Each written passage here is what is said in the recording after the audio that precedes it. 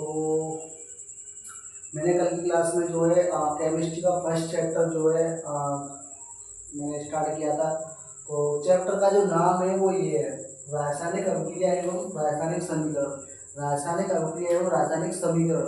और इसमें मैंने क्या क्या करा दिया है वो व्हाइट बोर्ड पर लिखा हुआ है। रासायनिक अभिक्रिया किसे कहते हैं मैंने कल करा दिया था ये। और रासायनिक अभिक्रिया के उदाहरण कौन कौन से हैं वो ये देते हैं, दूध से दही का बनना, लोहे पर जंग लगना, श्वसन, और भी है बहुत सारे। और अभिकारक और उत्पाद मैंने यहाँ तक कराया था। अब इससे आगे हम इस चैप्टर को आगे बढ़ाएंगे। तो एक बार मैं रिवाइज कराता हूँ पहले इनको क्या क्या कराया था मैंने।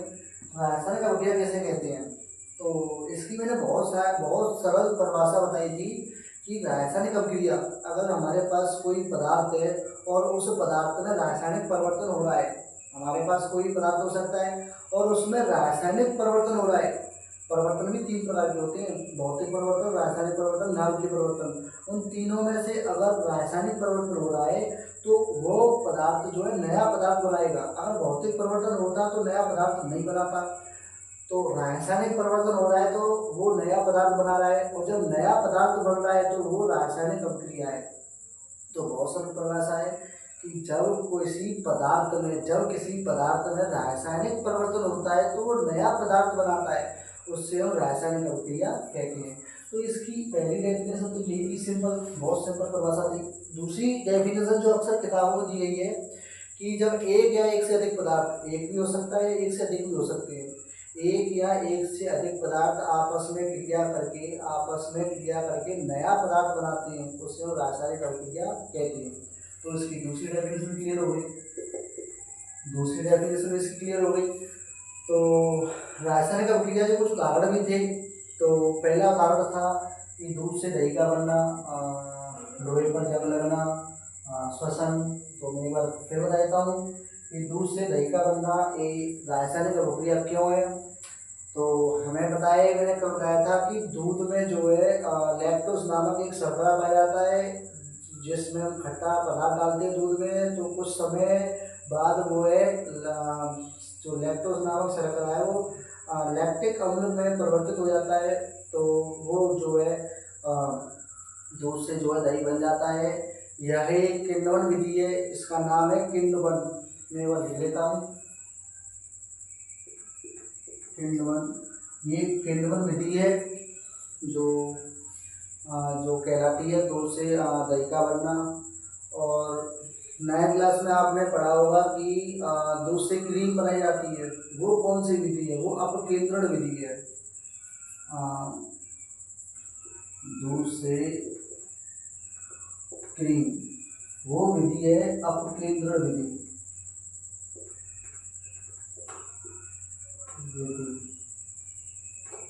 अपकेंद्रण विधि। इसका एक और एग्जाम्पल है, वॉशिंग मशीन में जब कपड़े धुलते हैं वो वॉशिंग मशीन कौन सी विधि पर, कौन से सिद्धांत पर काम करती है, वो भी अपकेंद्रण विधि पर ही काम करती है। वॉशिंग मशीन जिसमें कपड़े धुलते हैं वो भी अपकेंद्रण विधि में ही काम करती है। कैसे छोड़ते हैं, हम आते हैं अपने एग्जाम्पलों पर। ये एग्जाम्पल क्लियर हो गया। दूसरा एग्जाम्पल, लोहे पर जंग लगना। जब कोई, ये मान लो धातु की छड़ है और ये धातु की छड़ अगर धीरे धीरे वायु या नमी के संपर्क में आ रही है, वायु या नमी के संपर्क में आ रही है तो सॉरी, धातु की छड़ है ये, और ये धीरे धीरे वायु या नमी के संपर्क में आ रही है। नमी को आप जानते हैं कि जल हो सकता है, जल होता है, और वायु आपकी एयर, जिसमें बहुत सारी गैसें होती है, नाइट्रोजन होता है, ऑक्सीजन होता है, कार्बन डाइऑक्साइड होता है, बहुत सारी गैसें होती हैं। तो वायु या नमी के संपर्क में आने पर जो है ये धीरे धीरे नष्ट होने लगती है, जिसे हम संक्षारण कहते हैं। जिसे हम क्या कहते हैं, संक्षारण कहते हैं। संक्षारण कहते हैं। ये पेपर में कई बार पूछा जाता है कि संक्षारण किसे कहते हैं, तो संक्षारण लोहे पर जंग लगने को ही कहते हैं। तो धीरे धीरे नष्ट होने लगती है ये लोहे की छड़। किसके कारण होने लगती है, क्योंकि ये धातु की जो छड़ होती है वो वायु या नमी के संपर्क में आती है, जिससे वो वायु में ऑक्सीजन के साथ और नमी में जो है जल के साथ अभिक्रिया कर लेती है, और जिससे जो है जंग लग जाती है। जंग को दूर करने के लिए हम क्या करते हैं, धातु पर हम पेंट कर देते हैं, जो जंग रोधक होता है धातु पर पेंट कर देते हैं, जिससे जो है धातु पर जंग नहीं लगती है। तीसरा था श्वसन। तो श्वसन एक रासायनिक अभिक्रिया इसलिए है कि मनुष्य को जो है जीवित रहने के लिए ऊर्जा की आवश्यकता होती है, और ऊर्जा प्राप्त करने के लिए मनुष्य जो है भोजन करता है, आहार लेता है, और भोजन से उसे कार्बोहाइड्रेट की प्राप्ति होती है। कार्बोहाइड्रेट एक ऊर्जा की एक इकाई मानो। तो कार्बोहाइड्रेट तो हमारे शरीर में जो टूट टूट कर जो ग्लूकोज बनाता है, और ग्लूकोज जो है हमारी कोशिकाओं के अंदर जो ऑक्सीजन है उसके साथ जो है अभिक्रिया कर देता है, और हमें कार्बन डाइऑक्साइड और ऊर्जा प्रदान करता है। तो ये तो क्लियर हो गई। फिर मैंने अभिकारक कराया था। अभिकारक, तो अभिकारक को एक एग्जाम्पल से समझते हैं कि अभिकारक होता क्या है। मान लो एक रासायनिक अभिक्रिया है। रासायनिक अभिक्रिया है कि एक हमारे पास मैग्नीशियम की धातु है, मैग्नीशियम, जैसे लोहा होता है, एल्यूमिनियम होता है, ऐसी एक मैग्नीशियम धातु होती है। मैग्नीशियम धातु का दहन करते हैं। अब ये बहुत इंपॉर्टेंट शब्द है, दहन। दहन क्या होता है? दहन को कहते हैं जलाना। जलाना, दहन का अर्थ होता है जलाना, किसी भी चीज़ को जलाना। तो दहन शब्द आ जाए, वहाँ चीज़ें जलाई जाती हैं। और आपको पता होना चाहिए कोई भी चीज़ वायु की उपस्थिति में ही जलती है। अगर जहाँ वायु नहीं होगी वहाँ कोई भी चीज़ नहीं जलेगी। तो जहाँ वायु होगी वहाँ कोई भी चीज़ जल सकती है। तो दहन का अर्थ है कोई भी चीज़ को जलाना, और हमेशा कोई चीज़ वायु की उपस्थिति में जलती है। तो दहन का अर्थ है यहाँ पर वायु। वायु में से हमेशा ऑक्सीजन को लेते हैं, ऑक्सीजन को। तो मैग्नीशियम धातु का जो प्रतीक होता है वो होता है Mg प्लस, और जो दहन का जो अर्थ है वो मानते हैं ऑक्सीजन के साथ अभिक्रिया। और जब मैग्नीशियम का दहन होता है तो बनता है मैग्नीशियम ऑक्साइड, बनता है मैग्नीशियम ऑक्साइड। अभी आपको संतुलित पे नहीं जाना है, बैलेंस पे नहीं जाना है, केवल इतना समझो कि मैग्नीशियम धातु का दहन किया है। ये तो एक रासायनिक अभिक्रिया है। ये रासायनिक अभिक्रिया देखो, मैग्नीशियम का दहन हो रहा है तो यहाँ पर नया पदार्थ बन रहा है। पहले तो मैग्नीशियम है, उससे हमने जलाया तो नया पदार्थ बन गया मैग्नीशियम ऑक्साइड। तो जब दो पदार्थ आपस में अभिक्रिया करते हैं और नया पदार्थ बनाते हैं, वो रासायनिक अभिक्रिया होती है। और जो रासायनिक अभिक्रिया में जो पदार्थ भाग लेते हैं, उसे हम कहते हैं अभिकारक। तो अभिकारक दो है इसमें, एक मैग्नीशियम एक ऑक्सीजन। भाई दोनों भाग ले रहे हैं, ऑक्सीजन ले रहा है, मैग्नीशियम ले रहा है, तो दोनों अभिक्रिया में भाग लेकर जो नया पदार्थ बना रहे हैं उसे हम कहते हैं उत्पाद। तो नया पदार्थ बनता है उसे कहते हैं उत्पाद। एक सरल तरीका है, एरो के तीर के अगर इधर वाले तत्व जो है, इधर वाले पदार्थ जो है वो अभिकारक कहलाते हैं। तीर के इधर वाले जो पदार्थ हैं वो कहलाते हैं आपके उत्पाद। यहाँ तक मैंने कराया था। मुझे उम्मीद है कि यहाँ तक किसी को कोई दिक्कत नहीं होगी। अगर दिक्कत होगी तो मुझसे पूछ लेना। छोटी छोटी चीज़ों से शुरुआत कराऊंगा, तब जाके बड़ी बड़ी चीज़ों पर पहुँचेंगे। ये रासायनिक समीकरण होता है, बता दूंगा, अभी आगे चल के पढ़ाऊंगा इसे। ये रासायनिक समीकरण होता है। तो इसे मैं रख कर देता हूँ, और आगे का जो नेक्स्ट टॉपिक है उसे स्टार्ट करता हूँ। तो आगे का जो टॉपिक है वो है रासायनिक अभिक्रिया की पहचान कैसे करते हैं रासायनिक अभिक्रिया की, और उदाहरण सहित इनमें गर्म है।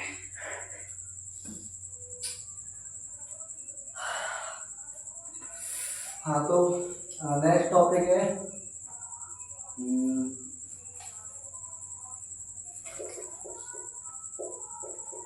रासायनिक अभिक्रिया की पहचान। रासायनिक अभिक्रिया की पहचान हम कैसे करते हैं? पहला पॉइंट है रंग में परिवर्तन हो रहा हो। रंग में परिवर्तन हो रहा है तो रासायनिक की अभिक्रिया है। किसी भी चीज़ का रंग बदल रहा है, वो रासायनिक अभिक्रिया है। तो पहला पॉइंट लिख देता हूँ मैं, रंग में परिवर्तन। दूसरा, अगर ताप टेम्परेचर में परिवर्तन हो रहा है, टेम्परेचर में किसी भी अभिक्रिया में टेम्परेचर में परिवर्तन हो रहा है तो वो एक पहचानी हो गई रासायनिक अभिक्रिया की। इस सबके एग्जाम्पल बताऊंगा मैं। ताप में परिवर्तन। तीसरा, गैस का निकलना। गैस का निकलना भी एक रासायनिक अभिक्रिया की पहचान होती है। तो ये छोटी छोटी चीज़ें जो है एग्जाम पे बहुत ही पूछी जाती है कि रासायनिक अभिक्रिया की पहचान बताइए संक्षिप्त में, 2 नंबर का क्वेश्चन आ सकता है। या रासायनिक अभिक्रिया किसे कहते हैं, या रासायनिक अभिक्रिया के अभिलक्षण बताओ, अभिलक्षण यही होते हैं। उदाहरण सहित बताओ, दूध का दही से कैसे, दूध से दही कैसे बनता है। ये छोटी छोटी चीज़ें बहुत पूछी जाती हैं, तो ये छोटी चीज़ों को लिखो, इन्हें याद करो। गैस का निकलना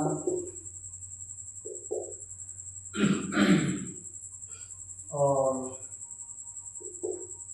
गंध या दुर्गंध का आना। सब्जियां होती हैं, खाना होता है खाने वाला, इनमें दुर्गंध आती है, सुगंध आती है। सुगंध तो आती ही नहीं, दुर्गंध ही आती है। तो ये दुर्गंध क्यों आ रही है, वो भी एक साइंटिफिक कारण है, वो रासायनिक अभिक्रिया की एक पहचान होती है। तो इसे भी एग्जाम्पल के तौर पर ही बताऊंगा, अभी बताऊंगा। तो 4 ही होते हैं, 4 ही आनी चाहिए।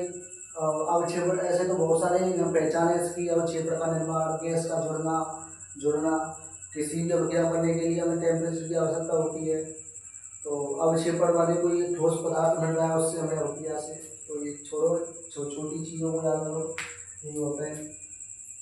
तो रंग में परिवर्तन, इसका एग्जाम्पल, सबके एग्जाम्पल बताऊंगा मैं। तो रंग में परिवर्तन एक रासायनिक अभिक्रिया की पहचान है। इसे हम जो है फॉर्मूले से समझेंगे कि मेरे पास एक लोहे की छड़ है, लोहा यानी कि Fe, जिसे हम फेरस कहते हैं। क्या कहते हैं, फेरस कहते हैं। हम अपनी इंग्लिश प्रणाली में जो है आयरन कहते हैं। आयरन एक लोहा होता है। जो साइंस की प्रणाली होती है उसमें हम फेरस कहते हैं, साइंस भाषा में। हाँ, फेरस की अभिक्रिया जो है हम एक कॉपर सल्फेट से करा रहे हैं। अब कॉपर सल्फेट क्या होता है, अब हमारी जो बैटरियाँ होती हैं, बैटरियों में लिक्विड होता है, लिक्विड। अब कुछ बैटरियों में जो है हाइड्रोजन सल्फेट पाया जाता है, हाइड्रोजन सल्फेट H2SO, जिसे हम सल्फ्यूरिक अम्ल कहते हैं, सल्फ्यूरिक अम्ल। कुछ बैटरियों में जिंक सल्फेट पाया जाता है, ZnA2 नहीं है, ZnSO4। कुछ बैटरियों में जो है कॉपर सल्फेट पाया जाता है, CuSO4। इसे कहते हैं कॉपर, Cu इसे कहते हैं सल्फेट, SO4। फॉर्मूले जरूर याद होने चाहिए। रोज पर डे अगर 5-5 फॉर्मूले याद करेंगे तो बहुत सारे फॉर्मूले याद हो जाएंगे। छोटे कुछ नहीं होता है, याद जल्दी हो जाते हैं। कॉपर सल्फेट हमें केवल, मैंने एक वीडियो में बताया था विशेष कि 1 से लेकर 20 तक के तत्व हमें याद होंगे तो फॉर्मूला, हम कोई सा भी फॉर्मूला हो उसका नाम जो है बहुत जल्दी से बना लेंगे। तो ये फेरस है, ये कॉपर सल्फेट है। इसका जो रंग है वो भूरा है। भूरा क्यों है, क्योंकि इस धातु की छड़ पर, जो लोहे की धातु की छड़ है उस पर थोड़ी सी जंग लगी हुई है, तो ये भूरे कलर का है, भूरा, ब्राउन, भूरा रंग है इसका। इसका जो रंग होता है वो कॉपर सल्फेट का जो रंग होता है वो होता है नीला रंग। ये इसके साथ करता है अभिक्रिया, ये इसके साथ करता है अभिक्रिया। तो ये Fe जो है कॉपर से शक्तिशाली होता है। अब शक्तिशाली क्या है, इसमें पावर है क्या, ये ऐसा कुछ नहीं है।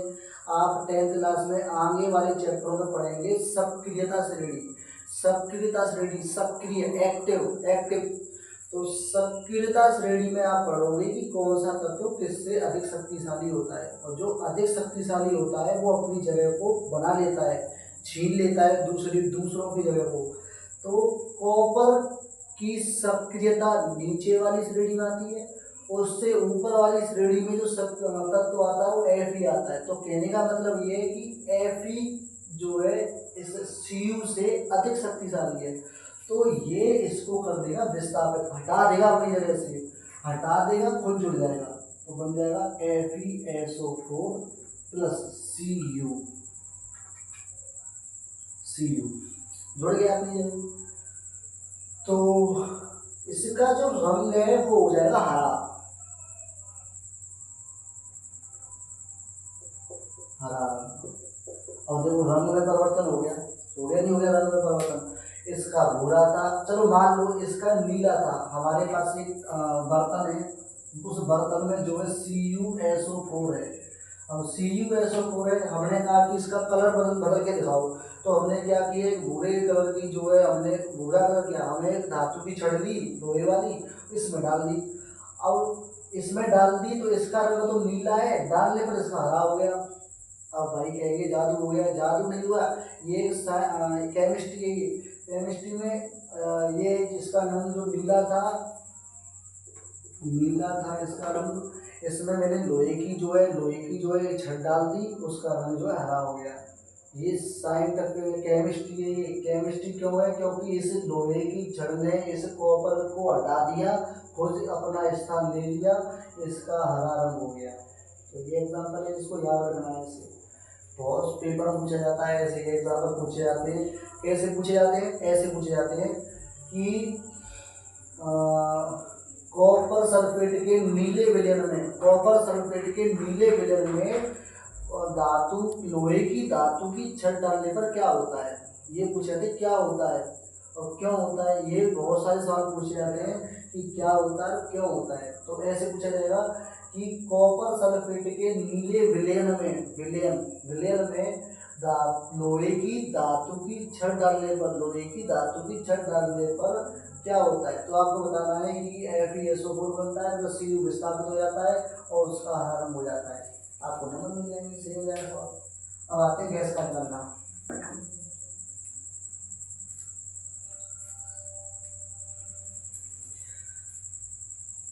और जिन्हें केमिस्ट्री नहीं आती वो केमिस्ट्री सीख रहे हैं, क्योंकि बहुत ज़रूरत है उसकी 11th-12th में। अगर 11th-12th में अगर तुम्हें अच्छे नंबर लाने हैं तो अभी 10th जो है बेस है, वो लोग आधार है, उसे अभी सीख लें।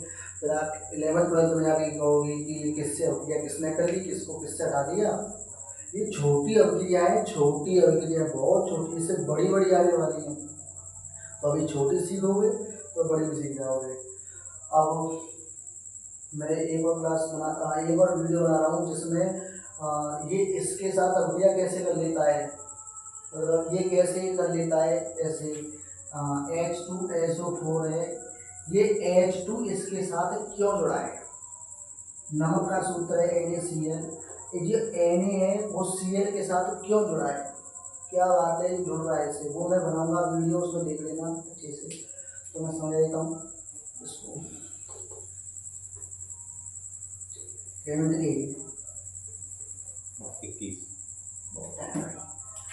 गैस का निकलना, ताप में परिवर्तन, गैस का निकलना, अच्छा ताप में परिवर्तन है, अच्छा ठीक है। इस ताप के परिवर्तन को यहाँ समझाता हूँ मैं। तो एक समझाता हूँ इसको मैं। एक जो है संदीप नाम का लड़का था, वो बाजार गया था। उसके पिताजी ने कहा था कि घर में सफ़ेदी करनी है, सफ़ेदी पेंट करना है, तो सफ़ेदी करनी है, जहाँ सफ़ेदी ले आ।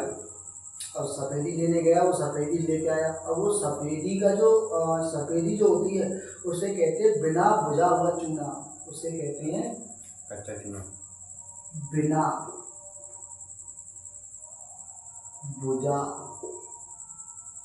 हुआ चूना। जो आप लेके आते हो सफ़ेद सफ़ेद वाइट कलर का जो होता है उसे कहते हैं बिना भुजा हुआ चूना। और इसका फॉर्मूला क्या है, इसको रब कर देता हूँ नीचे वाले को। इनको बाद में ले लेंगे।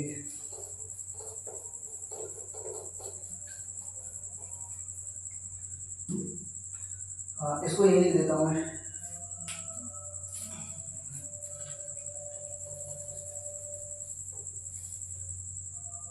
यहाँ नीचे बिना बुझा हुआ चूना। अब बिना बुझा हुआ चूना जो लेके आए हैं घर पे, उसका फॉर्मूला लिख देता हूँ यहाँ पर।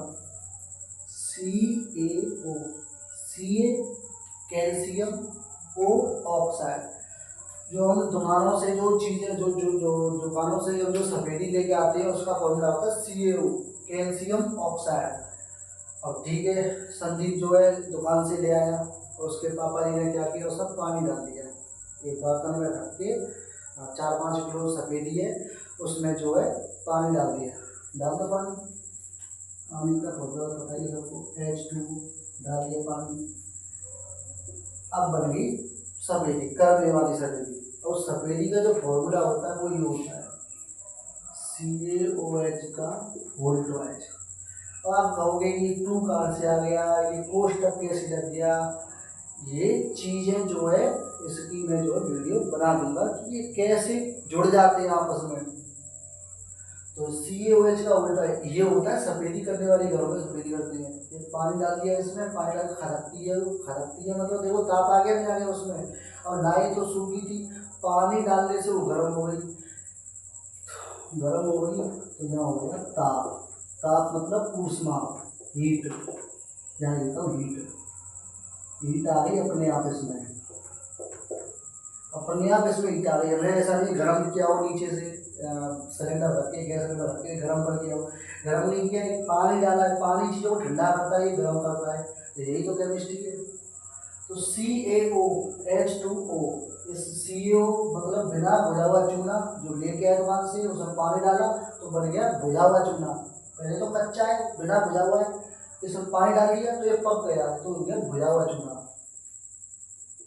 भुजा हुआ चूना, इसको कहते हैं कैल्शियम हाइड्रोक्साइड।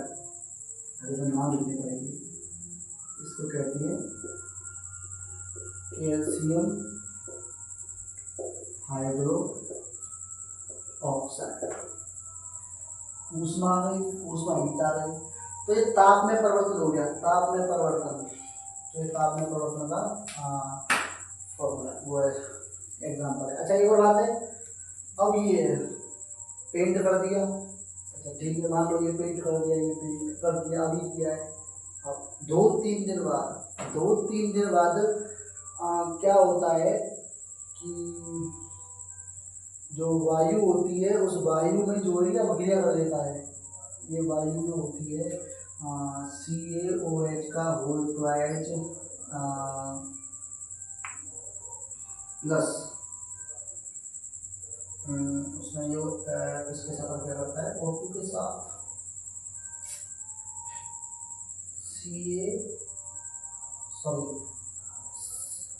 जो है कार्बन डाइऑक्साइड के साथ अभिक्रिया करता है और CaCO3 बनाता है। CaCO3 plus H2O। 2-3 दिन बाद ये अभिक्रिया होती है, इससे आगे वाली अभिक्रिया होती है 2-3 दिन बाद। अब हमने तो सफेदी कर दी, सफेदी करने के बाद जो है 2-3 दिन बाद ये अपने आप स्वतः ही अपने आप अभिक्रिया होती है और ये बन जाता है उस दीवार पर, जिसे पक्का। ये तो बहुत नाजुक होता है। 2-3 दिन बाद CaCO3 बन जाता है। CaCO3 का मतलब होता है कैल्शियम कार्बोनेट। कैल्शियम कार्बोनेट जो ताजमहल बना हुआ है, जिन पत्थरों से बना हुआ है, उस पत्थर का फॉर्मूला है CaCO3। संगमरमर का फॉर्मूला होता है CaCO3। तो जब भी जो है दीवारों पर ये पक्की तरीके से जम जाता है और जो है बढ़िया चमक आती है, वो इसके कारण आती है CaCO3। जो CaOH उल्टा है, इससे क्या बन जाता है, CaCO3 बन जाता है, जिससे जो चमक आती है तेजी से और पक्का हो जाता है। नोट कर लें ये उसका निकलना। हाँ, जो तीसरा है वो है गैस का निकलना। ठीक है, इसको समझते हैं एग्जाम्पल से। संदीप जो है फिर दुकान पर गया, और दुकान पर जाकर एक सोडियम लाया। सोडियम सुना होगा, बहुत सारा नमक में पाया जाता है सोडियम।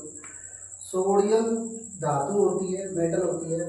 सोडियम लाया और सोडियम को लाकर उसमें पानी में डाल दिया।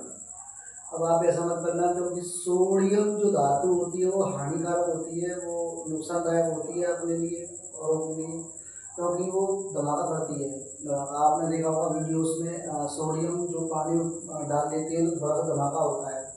धमाका क्यों होता है, देखते हैं फॉर्मूले। और सोडियम लाया, अब नहीं होता है सोडियम, इसने जल में डाला। इसको जल में डाला तो आपको ये चीज़ याद होनी चाहिए कि कोई भी चीज़ जो है जल में डालते हैं या किसी में जल डालते हैं, जल की जो अभिक्रिया होती है वो ज़्यादातर उसमें से OH निकलता है, हाइड्रोक्साइड। हमेशा इसमें से OH निकलता है, OH। तो ये Na जो है OH के साथ अभिक्रिया कर लेता है।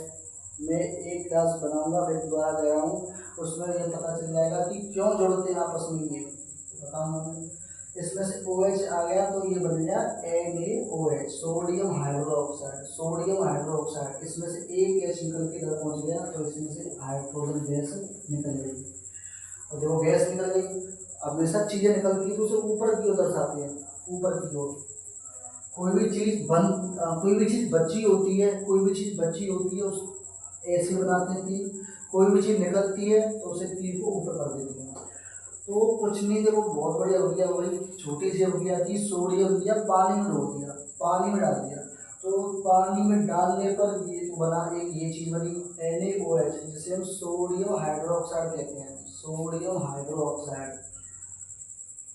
और हाइड्रोजन गैस निकलेगी। जो धमाका होता है, धमाका वो इसके कारण होता है, हाइड्रोजन के कारण, हाइड्रोजन गैस के कारण। क्योंकि बहुत सारा बड़ा मात्रा में जो हाइड्रोजन रिलीज होती है, निकलती है, तो वो ये आवाज़ करके जाती है पॉप की तरह।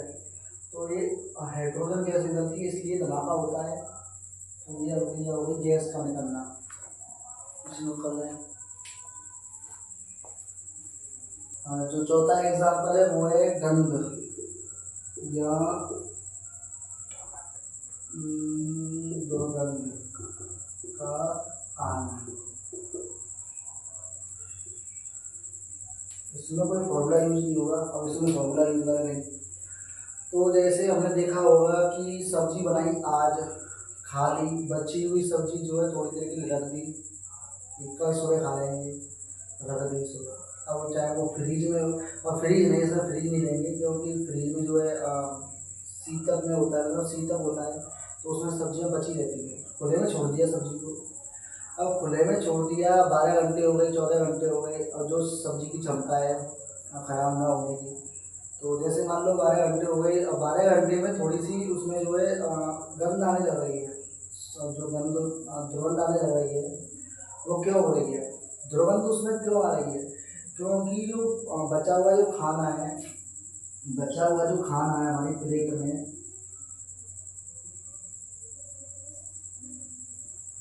उसका हो रहा है ऑक्सीकरण वायु के साथ। वायु में क्या हो रहा है? उसका ऑक्सीकरण हो रहा है। और ऑक्सीकरण क्या होता है? इस चैप्टर का लास्ट टॉपिक है वो ऑक्सीकरण। तो जो खाना जो हमारा खाना जो खुले में रखा हुआ है, उस खाने का क्या हो रहा है? ऑक्सीकरण हो रहा है वायु में, ऑक्सीकरण हो रहा है। इस प्रक्रिया को कहते हैं विकृत गंधता।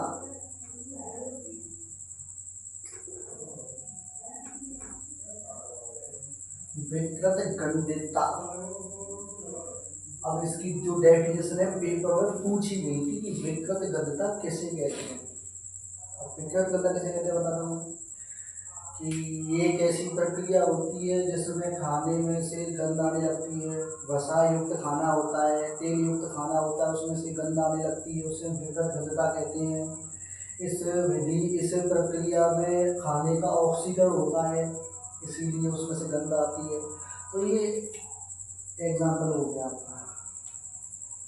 तो कल से जो है नेक्स्ट टॉपिक पर जाएंगे कि हाँ, ये थी इसकी जो है एग्जाम्पल थी इसकी। रासायनिक अभिक्रिया की पहचान हम कैसे करते हैं, तो ये एग्जाम्पल थी। कल जो टॉपिक चलेगा वो बहुत इम्पोर्टेंट होगा, रासायनिक समीकरण कराऊंगा कल। फिर उसके बाद जो है रासायनिक अभिक्रिया की भौतिक प्रकृति क्या होती है वो कराऊंगा, अभिक्रिया कितने प्रकार की होती है वो कराऊंगा। चैप्टरों को धीरे धीरे पढ़ो, छोटी छोटी चीज़ों में बहुत कुछ छुपा होता है, उसे अच्छे से पढ़ो। किताबों से पढ़ो, मेरे से पढ़ो, सवालें पूछो, जितना ज़्यादा पूछोगे उतने डाउट क्लियर होंगे। तो ये चीज़ें बताने वाली नहीं है, खुद जान जान सकते हो चीज़ों को।